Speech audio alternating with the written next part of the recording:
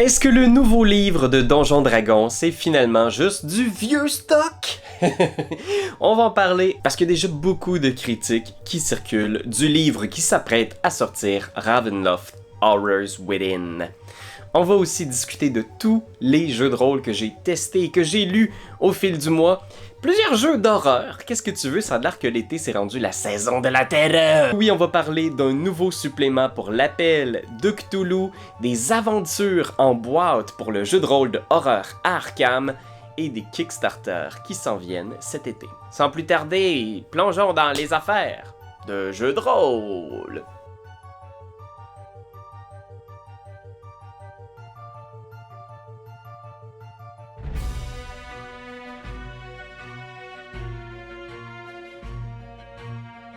Et oui, après 6 mois à n'avoir rien publié, Wizard of the Coast vient de lancer un nouveau volume pour Donjons Dragons 2024. Et la direction artistique de l'ouvrage a l'air d'être superbe. On a même un actual play officiel lancé par D&D qui joue dans l'univers de Ravenloft et des domaines de la terreur. J'avais commencé à faire des recherches pour voir si moi-même j'étais pour me lancer dans l'aventure et acheter ma copie de Ravenloft Horrors Within, quand j'ai vu plusieurs avis en ligne qui étaient quand même assez intrigants sur le contenu de ce nouveau livre. La vaste majorité du contenu de ce nouveau volume semble être du contenu qu'on a déjà eu à l'intérieur de Von Richten Guide to Ravenloft, un livre qui avait été publié pour Donjons Dragons 5e édition 2014. Par exemple, on va trouver énormément de contenu pour les divers domaines de la terreur. Vous le savez probablement, dans Donjons Dragons, il y a différents domaines de la terreur qui sont des demi-plans à l'intérieur du Shadowfell, qui est un genre de plan de l'ombre. Et dans ces petits domaines-là, il y a toujours un seigneur de la terreur qui règne sur une thématique de l'Halloween. Par exemple, vous avez un plan élémentaire inspiré des momies. Vous avez le plan élémentaire du carnaval de la terreur. Vous avez Démon-Lieu, inspiré de la France de la Renaissance. Et le nouveau livre reprend la présentation de la plupart de ces domaines de la terreur-là, mais avec les règles de Donjons Dragons 2024. On a quand même du nouveau contenu pour les joueurs, mais c'est, encore une fois, une réimplémentation de contenu déjà connu avec les règles de 2024. Fait que oui, on adapte, mais ça reste du contenu très similaire. Dans Von Richten, on avait même une série de conseils pour mener différents types d'horreur, que ce soit du folk horror par exemple. Eh bien, on a cette même liste ici encore dans le nouveau livre. La grosse nouveauté, c'est qu'on a maintenant aussi des stat blocks pour les différents boss, donc pour les monstres que vous allez trouver sur votre route. Fait que vous avez un stat block pour jouer les seigneurs de ces différents domaines-là, ce qu'on n'avait pas dans Von Richten quand même. Fait que là, il y a du nouveau. Vous avez même un stat block pour Cthulhu, si jamais c'est quelque chose qui vous intéresse. Mais si vous avez l'intention d'acheter ce nouveau livre-là, il va sortir très bientôt, ou il vient d'être lancé, je vous invite à aller voir la très bonne critique de Mystic Art. Parce qu'il décortique vraiment en détail tout le nouveau contenu, et il fait le parallèle avec le guide de Von Richten, qui est un de ses livres préférés. Si vous aviez manqué le bateau avec Von Richten et que vous avez rien sur les domaines de la terreur, ce nouveau livre-là a l'air d'être plein de contenu hyper intéressant. La direction artistique a l'air d'être splendide en plus. On dirait que je suis un petit peu déçu de ce que Wizard of the Coast perçoit comme la barre du strict minimum pour annoncer que c'est une nouveauté. Est-ce que c'est vraiment ce que vous avez besoin dans votre collection? Il y a quand même des nouvelles aventures qui se déroulent dans les domaines de la terreur, fait que peut-être que là c'est un besoin que vous avez d'avoir du contenu au niveau des scénarios puis des histoires. Il faut savoir quand même que ces aventures-là sont extrêmement dépouillées, c'est des aventures qui tiennent sur une seule page, comme ce qu'on a pu voir dans les livres des Royaumes oubliés. C'est un peu plus des prémices d'aventures avec des cartes, avec des stat blocks de monstres, mais des idées un petit peu simples. Disons qu'elles ne brillent pas par leur originalité. Voilà, c'est un peu ce qui a remué la communauté dans les dernières semaines concernant le nouveau matériel D&D. Et maintenant, oui, bien sûr, si on sort un petit peu du contenu pour le grand-papa des jeux de rôle, puis qu'on va voir qu'est-ce qu'il y a de nouveau qui a été proposé dans d'autres systèmes. J'en ai déjà parlé sur la chaîne, on a même roulé un actual play. C'est le jeu de rôle de horreur à Arkham. Non, à ne pas confondre avec l'appel de Cthulhu, c'est complètement différent, tant au niveau du thème, de la saveur des aventures et des mécaniques. Fait que c'est inspiré du jeu de cartes de Horreur à Arkham et de toute la gamme de jeux de société autour de cet univers-là. Fait qu'on est dans un univers qui est beaucoup plus pulp, beaucoup plus action, beaucoup plus je tire au machine gun à l'intérieur de la tête des grands anciens et je tue Cthulhu avec un bâton de dynamite. Je vous dirais que l'impression générale que j'avais eue, surtout avec la boîte de démarrage, c'est qu'on était beaucoup plus proche d'un jeu de société. C'est ce qui m'a surpris le plus de ce jeu de rôle-là. On s'adresse au groupe de joueurs qui cherchent peut-être pas à créer des histoires hyper complexes. Ils veulent une histoire simple dans laquelle il va y avoir un mini-jeu, le fun, puis tu t'assures que dans ta soirée, tu vas avoir de l'action. Mais quand même, le système est étonnant, surprenant. Il n'y a rien qui ressemble à Horreur à Arkham, le jeu de rôle. Ce qu'on nous a envoyé récemment et qui a vraiment piqué ma curiosité, ce sont les aventures premium. Ici, c'est le boîtier pour Terra Antarctica. Terra Antarctica construit sur le mythe de Lovecraft des montagnes hallucinées. Donc, il y a une expédition qui a été envoyée en Antarctique qui n'est jamais revenue. Et nous, on va monter une nouvelle expédition pour aller à leur recherche et comprendre qu'est-ce qui est arrivé. Cette aventure-là contient 3 chapitres. Chaque chapitre prend quelque chose comme... Ça dépend à quelle vitesse vous roulez, mais quelque chose entre 4 et 6 heures de jeu. Donc, un de ces livrets-là va vous prendre quand même une grosse session de jeu, là. Vous avez des personnages pré-tirés à l'intérieur. Donc, si vous avez juste la boîte, vous pouvez partir directement avec ces personnages-là. Ceci dit, c'est pas une boîte standalone. Donc, si vous voulez pouvoir jouer le jeu, vous allez juste avoir un petit rappel des règles sur les fiches de personnages.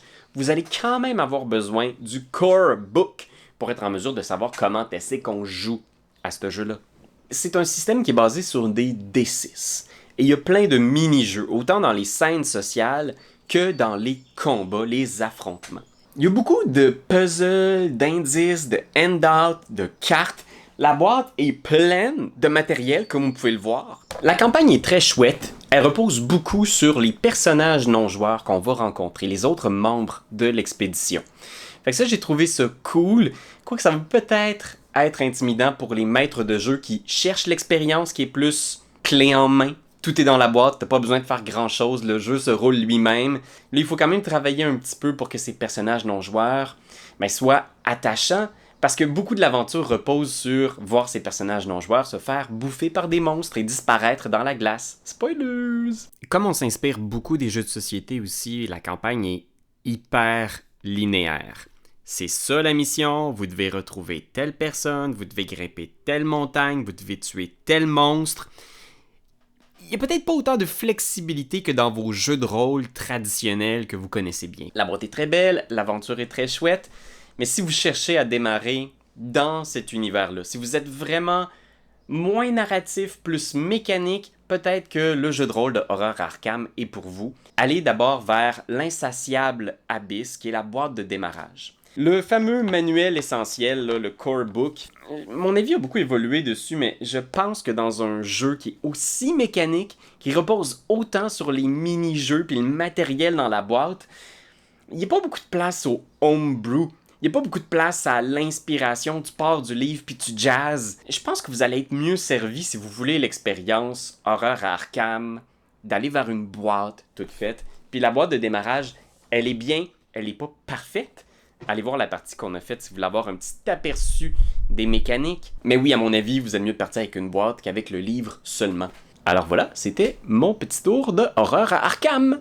J'ai aussi lu Cthulhu Campfire Tales, qui est un supplément pour l'appel de Cthulhu qui vous propose de jouer des scouts. Alors oui, des scouts début du siècle, fait qu'on a un supplément qui parle vraiment de c'est quoi l'histoire des scouts. Mais plus que ça, j'ai l'impression que c'est une twist sur l'appel de Cthulhu où on va changer les mécaniques pour vraiment que vos joueurs puissent jouer des enfants. Mais parce qu'on le sait, Stranger Things a un peu remis au goût du jour la possibilité de jouer des enfants dans des scénarios horrifiants. Mais c'est pas un stand-alone, fait que vous pouvez pas juste prendre Campfire Tales pour jouer à l'appel de Cthulhu en étant des enfants. Il va quand même falloir avoir la base des règles quelque part. Donc soit avoir le guide du meneur de jeu, soit avoir le kit de démarrage de l'appel de Cthulhu, ou d'utiliser les règles gratuites disponibles en ligne. Ils ont une espèce de SRD. Mais ça, c'est mon petit bémol déjà. J'aurais vraiment aimé que Chaosium nous propose un livre Cthulhu Jeunesse, par exemple, ou Cthulhu Scout, où c'est vraiment, t'as juste besoin de ça. C'est un petit livre, c'est Cthulhu dans un autre mood. Parce que grosso modo, cette extension-là, c'est vraiment ce que ça vous propose. Il n'y a aucun adulte. Vraiment, si vous jouez dans les aventures de Campfire Tales, mettez pas un adulte là-dedans, c'est vraiment des jeunes. Il y a des twists sur les mécaniques, donc vos statistiques, vos caractéristiques sont sensiblement les mêmes qu'un adulte. Vous n'avez pas moins de force parce que vous êtes un enfant de 7 ans. Non, non, ça serait compliqué. Vous avez quand même certaines petites twists. Il n'y a plus de santé mentale. On parle plutôt de cool. Êtes-vous capable de garder votre sang-froid dans des situations dramatiques horrifiantes? Vous avez aussi des badges que vous pouvez choisir. C'est quoi votre spécialité comme enfant? Est-ce que vous êtes capable de faire des nœuds de la natation, du kayak, etc.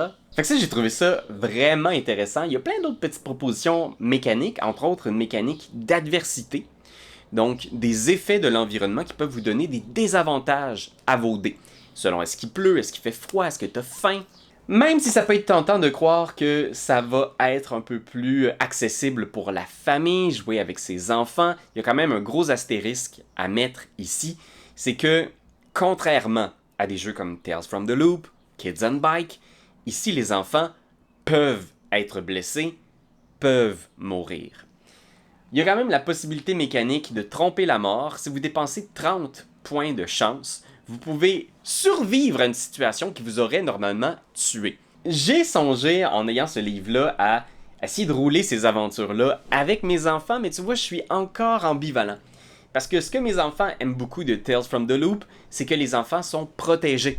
Ils peuvent pas mourir. Mais en même temps, ici, ce que j'aime, moi, comme adulte, puis comme roleplayer qui a des dizaines d'années d'expérience, c'est vraiment la possibilité pour mes joueurs de les voir crever. Puis ça, dans un scénario d'horreur, c'est tellement important de sentir un danger qui est réel. Je suis ambivalent. Je sais pas si je le roulerai avec des enfants réellement.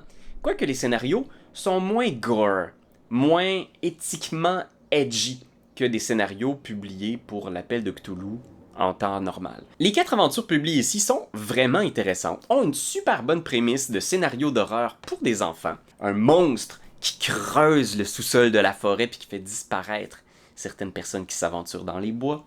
Et il y a un scénario entre autres avec une momie aussi et un serviteur qui essaye de la ramener à la vie. C'est vraiment, vraiment chouette. Je pense beaucoup à Stephen King, au film Super 8 par exemple, ou à des romans de Dan Simmons comme Summer of Night, où des enfants se font vraiment passer dans la moissonneuse-batteuse. Puis c'est un livre qui est de très bonne qualité.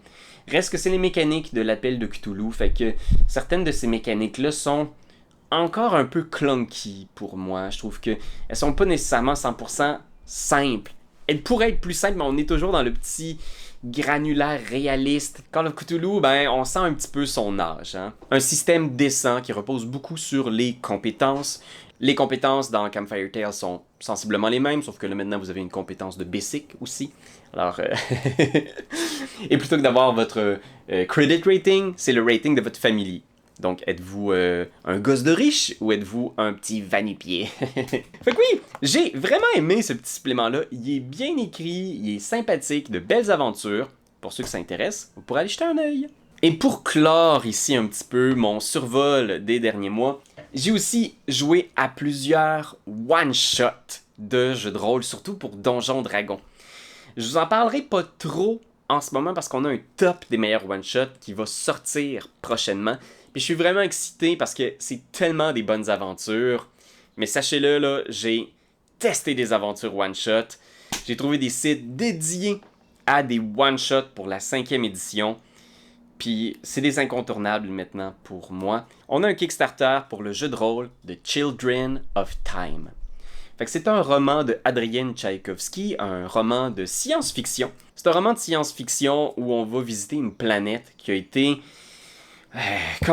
peuplée par une civilisation d'araignées. C'est un peu un accident, là. Les humains ont créé dans un effort de terraformation un terreau fertile pour que les araignées évoluent et développent leur propre civilisation. Et le jeu de rôle de Children of Time, ben, il s'inspire beaucoup de la structure du roman d'Adrian Tchaïkovski. C'est-à-dire, on va alterner entre deux mondes. les derniers survivants de l'humanité qui vivent dans une station spatiale et qui essayent justement de terraformer la planète pour avoir un endroit où vivre avec les derniers humains. Et cette planète habitable où prolifère une espèce extraterrestre de votre choix. Donc vous allez créer cette planète où il y a une nouvelle civilisation qui émerge. Fait que vous allez décider est-ce que ce sont des cyanobactéries, des algues, des fougères vivantes, des pieuvres, des singes. Et c'est un jeu de rôle qui se déroule sans maître de jeu. On alterne entre ces deux points de vue-là, les humains et la société extraterrestre. Ils vont avoir des interactions entre eux, inévitablement, parce que les terraformeurs vont un jour descendre sur la planète et rencontrer le peuple extraterrestre que vous avez créé. C'est intéressant parce que chaque joueur peut décider de prendre le contrôle de la narrative de plein de façons. Il y a un bêta gratuit si vous suivez leur campagne. Fait que si vous voulez voir 156 pages de règles sur ce système-là, juste laissez votre adresse courriel. C'est gratuit et vous allez avoir accès aux règles là où elles sont en ce moment. La campagne va commencer relativement bientôt cet été, alors jetez un œil là-dessus si ça vous intéresse. C'est une proposition très ambitieuse. Je vous le dis tout de suite, là, c'est du gros stock, c'est pas un système simple. C'est narrativement, thématiquement et mécaniquement ambitieux. On a aussi une grande annonce qui vient de la part de Sly Flourish d'un nouveau livre en sociofinancement pour cet été qui s'appelle Rise of the Lazy DM. Fait que c'est la suite de sa série sur le Lazy DM. Fait que comment faire une préparation simple, rapide, juste préparer ce qui est le fun pour vous et votre groupe. Fait que ce sont des livres conseils pour maître de jeu. Puis c'est vraiment la technique de Sly Flourish pour préparer hyper rapidement ses parties, improviser ses scénarios. Tu sais, c'est une approche qui est assez controversée, c'est hyper moderne comme approche. Moi, j'adore Sly Flourish, il m'a beaucoup inspiré dans ma préparation comme maître de jeu. Et ce nouveau volume-là a l'air d'être hyper dense, parlant entre autres des différents types de scénarios, comment les improviser, qu'est-ce que tu as besoin comme petite liste de secrets pour rapidement rouler, pas avoir à passer 3-4 heures de préparation pour 3-4 heures de jeu. Là. Non. Il y a une méthode hyper pratique, très américaine, en 8 points. Les petits bullet points que tu as besoin de préparer pour vraiment préparer en claquant des doigts. Il donne aussi des conseils pour préparer des campagnes à grand déploiement. Fait que si vous voulez préparer quelque chose de plus complexe, ben ce nouveau livre-là va peut-être vous donner les outils pour le faire. Et finalement, dans les petites annonces ludiques, il y a Geek et Dragon, qui est une nouvelle compagnie qui fait du matériel pour vos campagnes de jeux de rôle. Le highlight de ce que Mathieu de Geek et Dragon fait, ce sont des pièces de métal. Fait que tu sais, des pièces, là, la monnaie des royaumes oubliés pour vos campagnes de jeux de rôle. Si vous voulez avoir des accessoires pour vos campagnes, pour donner à vos joueurs un outil pour calculer leur richesse, ouvrir des coffres au trésor, avoir vraiment là, une pièce avec laquelle jouer, ben, vous pouvez aller voir, il y a un sociofinancement qui s'en vient très bientôt. C'est vraiment un outil intéressant à avoir à sa table. Fait que c'était mon petit tour d'horizon au niveau de qu'est-ce qui a occupé mon esprit niveau jeu de rôle dernièrement. On a plein de nouveaux systèmes à tester cet été et on a un nouveau one-shot qu'on prépare pour notre Patreon. Fait que si tu veux nous voir jouer à des jeux de rôle en tout genre, dans un univers funky avec des costumes et des décors, va voir sur notre Patreon. On s'apprête à faire une nouvelle aventure avec les amis d'Etu-Game, un jeu de rôle qui s'appelle Public Access, inspiré des mystères de la télé communautaire. C'est vraiment weird, c'est vraiment old school. Voilà Internet, j'espère que tu passes un bel été. N'hésite pas à t'abonner, laisser un commentaire, puis écouter d'autres vidéos. Hey, je vais te laisser une petite vidéo ici. Si tu veux en savoir plus, par exemple, sur Aurora Arkham, t'as juste à aller checker notre game, c'était vraiment drôle. Bye!